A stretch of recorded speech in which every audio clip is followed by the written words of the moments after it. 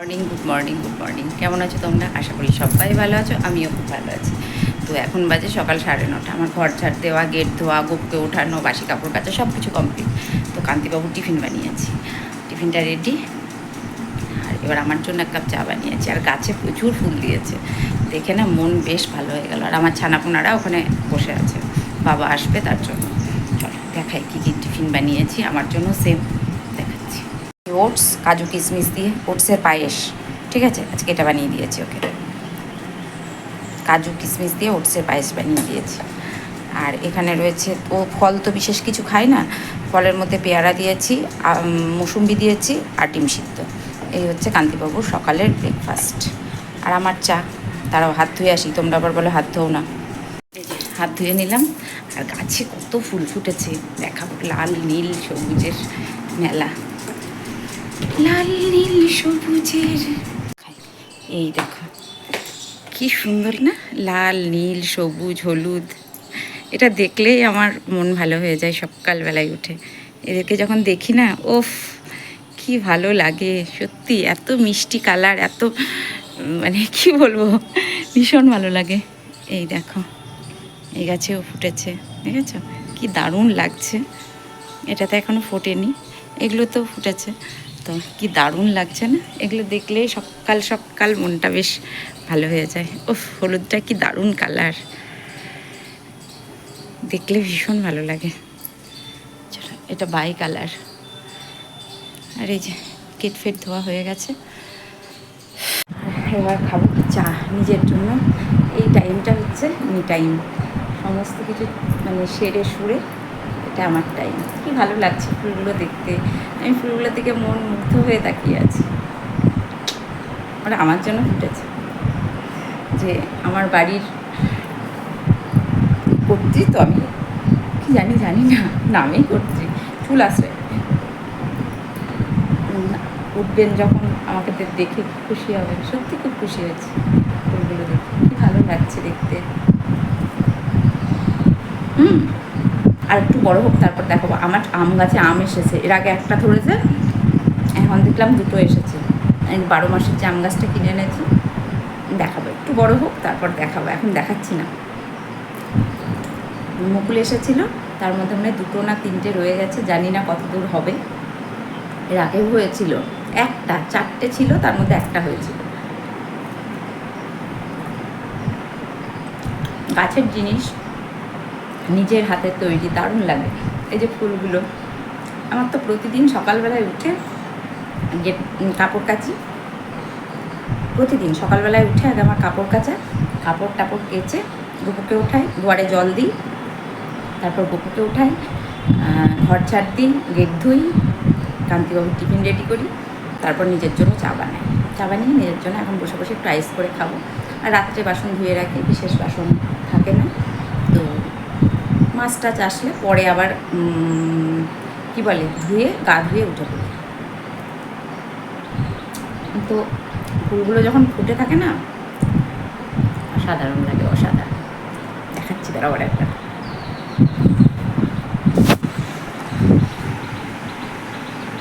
দেখা যাচ্ছে কি দেখা যাচ্ছে না এখান থেকে। তো অসাধারণ লাগে আমার তো, মানে সকালবেলা উঠেই ওদের আগে দেখে যাই। তারপরে একবার জানো সকালবেলায় উঠে দেখি আমি ঘুমাচ্ছি, কান্তি আমাকে গিয়ে বলছে, জানো তোমার গাছগুলো সব চুরি করে নিয়ে গেছে। এরকম সাজানো গোছানো ফুল, কাটিং করা, চুরি করে নিয়ে গেছে। সকালবেলায় উঠে ভ্যা ভ্যা ভ্যা ভ্যা করে এরিকা, 2টো চাইনিজ পাম সব চুরি করে নিয়ে গেছে। তো সকালবেলায় উঠে উঠে ভ্যা ভ্যা ভ্যা ভ্যা করে কাঁদলাম। কেঁদে আর কী করবো, যত্ন করা গাছ। এই 2 সাইডে ছিল, তারাও দেখায়। এই 2 সাইডে এরকম আমার টব ছিল, খুব সুন্দর সাজানো ছিল। আর এইটা আমি বানিয়েছিলাম জানো তো, এই যে গেটের 2 দিকে এইগুলো আমি বানিয়েছিলাম ফুল গাছ লাগিয়ে সাজাবো বলে। তো চোরের উৎপাত সেটা তো আমি জানতাম না, যে পাড়ায় এত চোর। তো সাজাবো বলে রেখেছিলাম, যেগুলো বানিয়েছিলাম, যে টব দিয়ে সুন্দর করে বাড়ির সামনেটা একটু ডেকোরেশন করব। চোর সব সর্বত্র, সে তো নিজে গাছ কিনে লাগায় না, আমার বাড়ির গাছ চুরিতে তার বাড়ি সাজানো হয় করে নিয়ে গেছে। আমি গাছ কিনে কিনে আনি আর সে চুরি করে নিয়ে যায়। সে তো আছে আমার, তো সেই গাছ আবার আমি করেছি, আবার রিপোর্ট করেছি, আবার সুন্দর করে করেছি। তারপর থেকে চাইনিজ পাম্পটা আর লাগাচ্ছি না, তুলে নিয়ে চলে যাচ্ছে, যতবারই লাগাচ্ছি চুরি করে নিয়ে চলে যাচ্ছে। আর ছাদে খুব একটা ওঠা হয় না, কালকে সিঁড়ি টিড়ি সব ঝাড় দিয়ে পরিষ্কার করা হয়েছে। তো এটা হচ্ছে ব্যাপার। আর আমার বাড়িতে ছাদের উপর সকাল থেকে তোমার ধরো সকালে যখন সূর্যদেব উদয় হয় এবং সূর্যদেব যখন অস্ত যায় ততক্ষণ পর্যন্ত আমার বাড়ির ছাদে রোদ্দুর। তো যার জন্য আর ইয়ে করা নেই, কী বলে ওটাকে, ঘেরা নেই ছাদটা। তো গাছ লাগালে না খুব প্রবলেম হয়।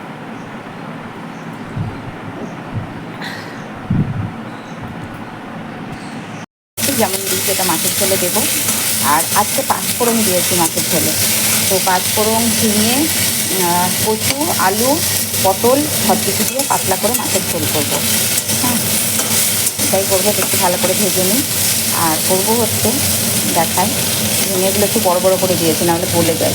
আর এখানে মশলা করে রেখেছি আদা, রসুন, টমেটো, পেঁয়াজ, না রসুন দিইনি, টমেটো, পেঁয়াজ, আদা, কাঁচা লঙ্কা দিয়ে মশলা করে রেখেছি। আর সিঙ্কে রয়েছে এতগুলো বাসন, এগুলো আমাকে ধুতে হবে। আগে ঝটফট করে রান্নাটা করে নিই। আর করবো কাঁঠালের ঘন্ট। কাঁঠাল এনেছে, কাঁঠালটা খেতে না আমরা সবাই খুব ভালোবাসি, জানো তো। আমি আমার কান্তিবাবু দুজনে আমাদের খুব প্রিয় কাঁঠাল। মশলাটা কষিয়ে তারপরে ভাতে নিচে জল বসিয়ে দিয়েছি। আর কাঁঠাল আমরা দুটো মানুষই খুব ভালোবাসি। আর কুমড়ো শাকটা কাল করবো, আজ আর করবো না, কাঁঠালটাই করি। কাঁঠালটা দেখিনি আমি, কারণ কাঁঠালটা কালকে থাকবে না। সবজিগুলো সব ভাজা ভাজা হয়ে গেছে, যে মশলাটা করে রেখেছিলাম দিয়ে দিলাম ঝপান করে। মশলাটা দিয়ে একটু কষিয়ে নেবো, একটু বাটি ধোয়া জলও দেবো, কারণ মশলাটাতে বাটিটাতে লেগেছিলো, যার জন্য একটু বাটি ধোয়া জলও দিয়ে দিলাম। এর মধ্যে সব দেওয়া আছে, শুধু লবণটা বাদে। কারণ লবণটা দিইনি এই কারণে, এই ঝিঙেটা না বড্ড গলে যায় লবণটা দিলে, ঝিঙের আর অস্তিত্ব পাওয়া যায় না। একটু মশলাটা কষিয়ে নিই, তারপরে লবণটা দেবো। কাঁঠালটা কেটে কাঁঠালটা বসিয়ে দেবো, হয়ে যাবে। দুটো তরকারি, ব্যাস। ঝাল হবে নাকি বুঝতে পারছি না, যাই হোক। এটা একটু ঢাকা চাপা দেবো। আগে গ্যাসটা বন্ধ, চিমনিটা বন্ধ করি। মাথা খেয়ে ফেলে চিমনি চললে, জানো তো, বিরক্তি লেগে যায়। তো এটা একটু ঢাকা চাপা দিয়ে সিদ্ধও হয়ে যাবে, ততক্ষণে আমার ইয়েও হয়ে যাবে, কষানো হয়ে গেলে। কষানো হয়ে গেছে, মশলা থেকে তেলও ছেড়ে দিয়েছে। যতটুকু তেল দিয়েছি ততটুকু, অল্পই দিয়েছি আজকে, তেল বেশি দিইনি। যাই হোক, মশলাটা সুন্দরভাবে কষানো হয়ে গেছে। এদিকে ভাতের হাঁড়ির ওপরে যে জল দিয়েছি, জলও ফুটে গেছে। জলটা এবার মশলার মধ্যে দিয়ে দেবো। আর সিঙ্কের বাসন একদিকে ধোয়া চলছে, বেশি ঝোল করবো না, যতটুকু করার লাগবে ততটুকুই করবো। এবার মাছগুলো দিয়ে দেবো। গরম জল দিলে না মাছের ঝোলে বেশ আলাদা একটা টেস্ট হয়। তো এরকম করে কচু, বেগুন সব কিছু দিয়ে পাতলা ঝোল খেতে খুব ভালো লাগে। তো কচুটা দেওয়া, বেগুনটা দেওয়া যায় না আমার কান্তির জন্য, আমার কান্তি আবার বেগুন খায় না। চলো একটু ঢেকে দিই, তারপর মাছগুলো দেবো। আর এইদিকে সিঙ্কে বাসন ধোয়া চলছে, আর তার সাথে শুনছি সানডে সাসপেন্স। তো রান্নাঘরের সমস্ত কাজকাম সেরে রান্নাঘর দুয়ার মুছে চলে এসেছি ঠাকুরঘরটা পরিষ্কার করতে। তো ঠাকুরঘরটা তো পরিষ্কার করতে হবে, প্রচণ্ড ঝুল কালি একাকার হয়ে গেছে। তো ভাবলাম রান্নাবান্না কমপ্লিট করে তারপর একটু ঝাড়াঝুড়ো করব। তো ওই দেখেছো আলমারিটা একটু সরিয়ে নড়ে, মানে এত ঝুল, অনেক দিন হাত দিইনি। তো তার জন্য প্রচণ্ড ঝুল নোংরা, হ্যাঁ, ভর্তি হয়ে গেছিলো। তো সেগুলোই পরিষ্কার করছি। আর একটু সরিয়ে নড়িয়ে এদিক সেদিক করে নিলে পাশের ঝুলগুলো ইয়ে হয়ে যায়। তো যা দেখাচ্ছি যে খুব স্পিডে হচ্ছে, কিন্তু না বন্ধু, আমার অনেক সময় লেগেছে। টেনে ওই দেখো আনলাটার সমস্ত জামা কাপড় ফাঁকা করে দিয়েছি, কারণ প্রচুর ঝুল হয়ে গেছিলো, যেগুলো কান্তি আর পরতে পারতো না। তো এদিককার জিনিস ওদিকে, ওদিককার জিনিস এদিকে একটু সরিয়ে নড়িয়ে না পরিষ্কার করলে না, কদিন থেকে ভাবছি পরিষ্কার করব, কিন্তু করে উঠতে পারছি না, জানো তো। আর সব থেকে বড় কথা কি জানো, আমি ওই খাটটা ঘোরানোর পর কান্তি বাড়িতে ছিল, কিন্তু একটু আমাকে হেল্প করেনি। ওর মতো খেয়ে দিয়ে শুয়ে পড়েছে, জানো। আমার যে কী দুঃখ হয়েছে। তো ওর মতো খেয়ে দিয়ে শুয়ে পড়েছে। তারপরে আমি ওই খাট ঘুরিয়ে মানে সব কিছু গুছিয়ে গাছিয়ে এইবার দেখো টেবিলটাও ওই দিক থেকে এই দিকে এনেছি, সব আমাকে করতে হয়েছে জানো তো। তারপরে ঠাকুর পরিষ্কার করেছি, ঠাকুর গুছিয়েছি, এই করতে করতে আমার অনেক সময় চলে গেছে। খাওয়া দাওয়া তো ভুলেই গেছিলাম। তো যাই হোক, সেটা তো ঘরের কাজ করতে করতে আমার অনেকটা দেরি হয়ে গেছে, কিন্তু লেগেছিও খুব সকালে, তাও ইয়ে করতে পারিনি জানো তো। আর যেটা হচ্ছে আমার সব থেকে খারাপ লেগেছে, কান্তি আসলো, এসে খেয়ে দিয়ে ওর মতো ওই ঘরে এসি চালিয়ে শুয়ে পড়লো। আমি যে খাটটা ঘোরালাম একা একা নিজে নিজে, একটুও আমাকে হেল্প করলো না, যে না তুমি পারছো না আমি একটু করি। ওই যে খাট ঘুরিয়েছি, এবার বিছানা চাদরগুলো তুলে দিলাম, যে বিছানা চাদরগুলো আছে সে তুলে দিয়ে, কারণ ওই ঘর পরিষ্কার করে তো আর ওগুলো পাতা যায় না, তো আবার নতুন করে বিছানা চাদর পাতলাম।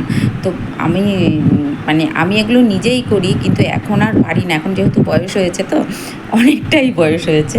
তো সব গুছিয়ে গাছিয়ে এবার স্নানে যাব, বাজে 5টা। তো স্নান ধান করে চলে এসেছি, আর মাথায় কিচ্ছু পেলাম না, শ্যাম্পু করেছি, নাইটিটাই ছিল, নাইটিটাই মাথায় জড়িয়ে নিয়েছি, আর এসে এবার ঠাকুর পরিষ্কার করতে লেগেছি। তো আর বলো না, আর শরীর দিচ্ছিল না, কোমরে যন্ত্রণা করছিল, কিন্তু কিচ্ছু করার নেই, করতে হবে।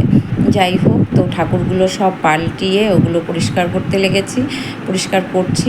এদিকে আমার গুরুদেবের সিংহাসন যা কিছু সমস্ত গুছিয়ে গাছিয়ে একদম ফিটফাট করে গপুকে ওদিকে বসিয়ে টেনে টুনে গোপুর সমস্ত কিছু পাল্টিয়ে যা ছিল আর কি, ঠাকুরঘরটা পুরোটাই একদম ঝেড়ে মুছে পরিষ্কার করে নিয়েছি।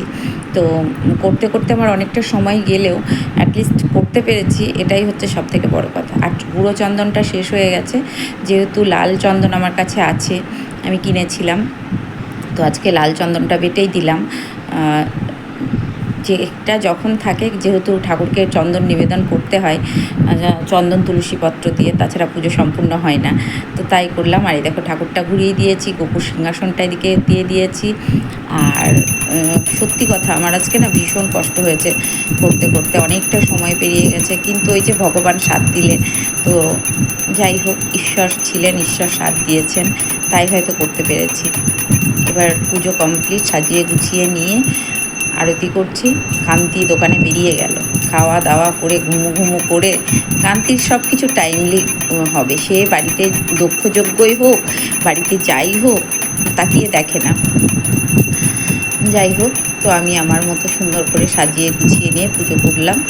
আর পুজোটা করতে করতে ভাবছিলাম যে ঈশ্বর নিশ্চয়ই শক্তি দিয়েছে, না হলে হয়তো পারতাম না। চলো, পুজো কমপ্লিট হলো।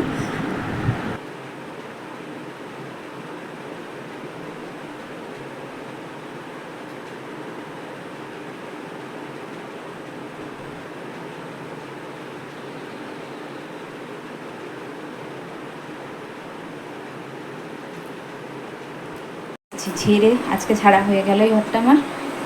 দেখো ঠাকুরগুলো সব সাজিয়ে গুছিয়ে, কপুর দোলনাটা এখানে দিয়েছি, এখানে ঠাকুরের জামা কাপড়গুলো রেখেছি, আর সব পুজো করলাম। এইমাত্র প্রদীপটা নিভে গেছে, হাওয়াতে ফ্যান চলছে, গরমে আমি আর থাকতে পারছি না, তো একটু ঝেড়ে মুছে পরিষ্কার করলাম।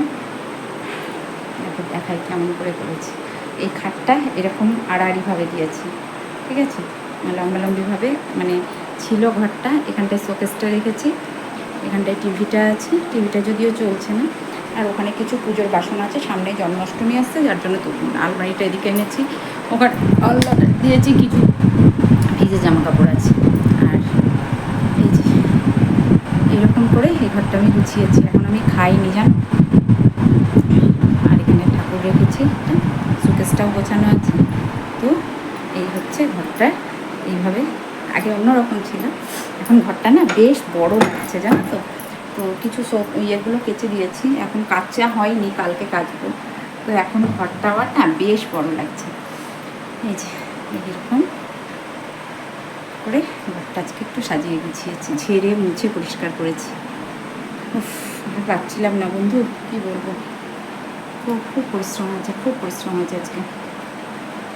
চলো ঠাকুরের প্রসাদটা তুলে নিই, মুখে দিই। কটা বাজে দেখো, 5টা 10, 10 মিনিট ফাস্ট আছে, তো 5টা বাজে মোটামুটি। সব ঠাকুরও পরিষ্কার করেছি, এই যে ঠাকুরগুলোও সব পরিষ্কার করেছি। বাবা পরিষ্কার ঝরঝরে একদম খাটের তলা থেকে শুরু করে সব ধুয়ে মুছে পরিষ্কার করে ফেলেছি আজকে। ফাইনালি সব কিছু কমপ্লিট করতে পেরেছি। কবে থেকে করবো করে উঠতে পারছি না। তো আমার মন শান্তি, প্রাণ শান্তি, কারণ ঘরটা খুব ঝুল হয়েছিল, খুব মানে তাকানো যাচ্ছিল না। এখন বেশ সুন্দর করে ফেললাম। 5টা বাজে, দেখেছো? এখন আমার সব কমপ্লিট হবে। 5টা বাজে। দেখো দেখো, সংসার করতে এসেছি তো, সংসার তো করতেই হবে। তো এইটা একটা বড় কাজ ছিল। ভাবলাম পারবো কি পারবো না, কিন্তু अजब सी बात है, यहाँ पर मैंने तो फूल सजाए थे, वो फूल खुले गए। এখানে আমি কতগুলো ফুল সাজিয়েছিলাম, ফুলগুলো হাওয়াতে পড়ে গেল, কোথায় গেল জানি না, যাই হোক হাওয়াতে পড়ে গেছে। তো আর পারছি না, এবার রেস্ট, আর কোনো কাজ নেই, একদম এবার রেস্ট। খুব দেরি হয়ে গেল আজকে, সত্যি দেরি হলেও ফাইনালি আমি কাজটা কমপ্লিট করতে পেরেছি। এটাই হচ্ছে আমার সবথেকে বড় পাওয়া, যে আমি কাজটা অ্যাটলিস্ট কমপ্লিট করতে পেরেছি। রান্নাও করেছি, কাঁঠালের ভাত, এগুলো সব তো ঠাকুরের তাওয়াল, এগুলো কালকে কাজ করেছি, এখানে জড়ো করে রাখলাম, এগুলো কালকে কাজ করি। ঠাকুরগুলো সব পরিষ্কার করে মুছে দিয়েছি না ছোটো বাবা। হ্যালো বন্ধুরা, শুভ সন্ধ্যা। তো এখন বাজে সন্ধ্যা 8টা একটু বেশি হয়ে গেছে। তো আমার সমস্ত কিছু কমপ্লিট, যা সন্ধ্যা দেওয়া, যে গপু ঘুমিয়ে পড়েছে, সন্ধ্যার প্রদীপ এখনো জ্বলছে। উফ কি গরম গো, বিস্কিট বের করি। আর কি কোথায় গান হচ্ছে, মহাদেব করে ডাকছে মহাদেবকে।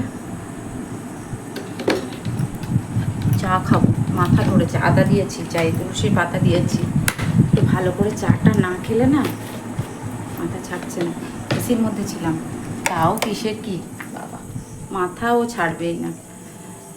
চশমা পরলাম, দেখি একটু ফাঁকাতে বসি। আসলে গরমে আজকে অনেক কাজ করেছি না, যার জন্য মাথা ধরেছে। গরমে কিছু করলেই আমার মাথা ধরে।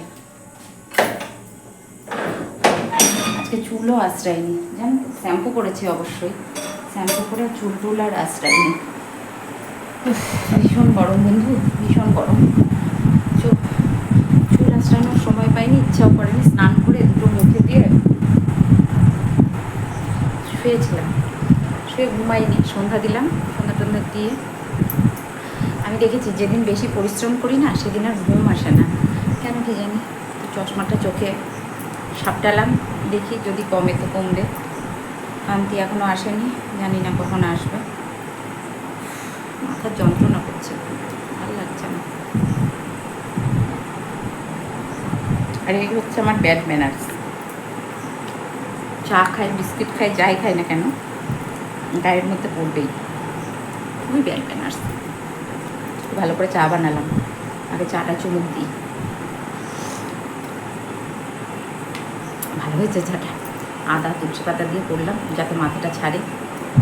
চুল ফুল কিচ্ছু বাঁধিনি, আঁচড়াইনি, চুলে শ্যাম্পু করে জাস্ট সিরাম দিয়ে শুয়ে পড়েছিলাম, আঁচড়াইনি, ভালো লাগছিল না। গুপকে ঘুম পাড়িয়ে দিয়েছি, কারণ ছেলেটা আমার সারাদিন আজকে নাওয়া খাওয়ার ঠিকঠাক হয়নি টাইম মতো। তো জানে মা কাজ করছে, একটা বড় কাজ করতে গেলে তো এরকম একটু হয়।